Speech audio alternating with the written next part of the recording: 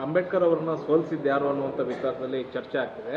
ಅದರ ಮಧ್ಯೆ ನಿನ್ನೆ ಪ್ರಿಯಾಂಕಾ ಖರ್ಗೆ ಅವರೊಂದು ದಾಖಲೆಯನ್ನು ಬಿಡುಗಡೆ ಮಾಡಿದ್ದಾರೆ. ಸಾವರ್ಕರ್ ಅವರು ಅಂಬೇಡ್ಕರ್ ವಿರುದ್ಧ ಪ್ರಚಾರ ಮಾಡಿದರು ಮತ್ತು ಅದನ್ನು ಸ್ವತಃ ಅಂಬೇಡ್ಕರ್ ಅವರೇ ಒಂದು ಪತ್ರದಲ್ಲಿ ಉಲ್ಲೇಖ ಮಾಡಿದ್ದಾರೆ. ಅವರಿಗೆ ಭಾಳ ಆಪ್ತರಾದ ಅಂಬೇಡ್ಕರ್ ಅವರಿಗೆ ಆಪ್ತರಾದ ಅವ್ರ ಸ್ನೇಹಿತರಿಗೆ ಅಂಬೇಡ್ಕರ್ ಅವರು 1952ನೇ ಇಸ್ವಿಯ ನಂತರ ಚುನಾವಣೆಯಲ್ಲಿ ಅವ್ರನ್ನ ಯಾರು ಸೋಲಿಸಿದ್ರು ಅಂತೇಳಿ ಭಾಳ ಸ್ಪಷ್ಟವಾಗಿ ಅವರ ಆಟೋಬಯೋಗ್ರಫಿನಲ್ಲೂ ಇದೆ.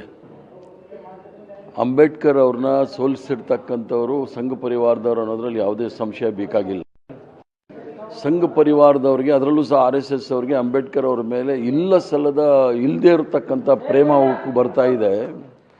ಅದನ್ನು ನೋಡಿದಾಗ ಫಸ್ಟು ಅಂಬೇಡ್ಕರ್ ಅವ್ರನ್ನ ಒಪ್ಕೊಂಡಿದ್ದೀನಿ ಅಂತ ಹೇಳಿದ್ರೆ ಜನವರಿ 25, 1927ನೇ ಇಸ್ವಿನಲ್ಲಿ ಅಂಬೇಡ್ಕರ್ ಅವರು ಮನುಸ್ಮೃತಿಯನ್ನು ದಹನ ಮಾಡಿದ್ರು ಸಾರ್ವಜನಿಕವಾಗಿ. ಅದನ್ನು RSS ಅವರು ಮೊದಲು ಅದನ್ನು ದಹನ ಮಾಡಿ ಅಂಬೇಡ್ಕರ್ ಅವ್ರ ಬಗ್ಗೆ ಪ್ರೀತಿ ತೋರಿಸಲಿ.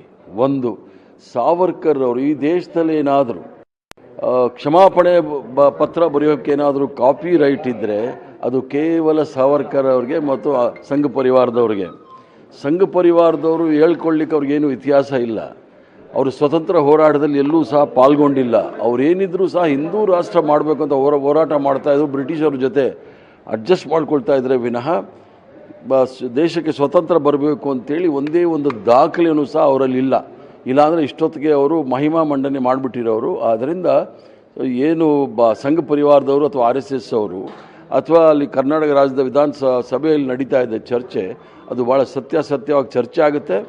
ಅಷ್ಟೇನಾದರೂ ಸಂಘ ಪರಿವಾರದವ್ರಿಗೆ RSS ಅವರಿಗೆ ಧೈರ್ಯ ಇದ್ದರೆ ಒಂದು ದಿವಸ ಇಡೀ ಸದನದಲ್ಲಿ ಚರ್ಚೆ ಮಾಡಲಿ, RSS ಅವರು ದೇಶದ್ರೋಹಿಗಳ ದೇಶಭಕ್ತರ ಅನ್ನೋದು ಚರ್ಚೆ ಆಗಲಿ, ನಾವು ಚರ್ಚೆ ಮಾಡೋಕ್ಕೆ ತಯಾರಿದ್ದೀವಿ. ಸರ್, ಇನ್ನೊಂದು ರಾಜ್ಯದಲ್ಲಿ ಮತ್ತೊಂದು CD ಇದೆ ಅನ್ನುವಂತಹ ಗುಸುಗುಸು ಚರ್ಚೆಗಳು ನಡೀತಾ ಇದೆ.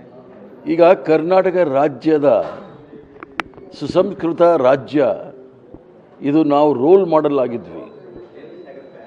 ಈ CD ಯೂನಿಟ್ಗಳು ಬಂದು ದೇಶದಲ್ಲಿ ನಮ್ಮಷ್ಟು ಕೆಟ್ಟ ಹೆಸರು ಯಾವ ರಾಜ್ಯದಲ್ಲೂ ಇಲ್ಲ.